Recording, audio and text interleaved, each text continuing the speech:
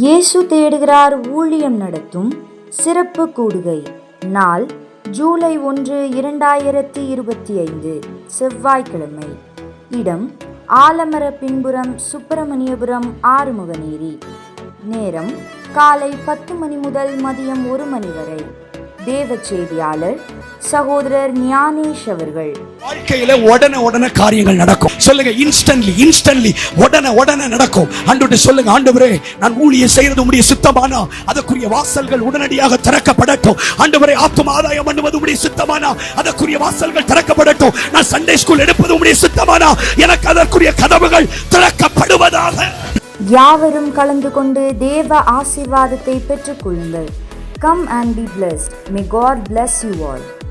இப்படிக்கு சகோதரர் J Michael, இயேசு தேடுகிறார் ஊழியம், ஆறுமுகநேரி.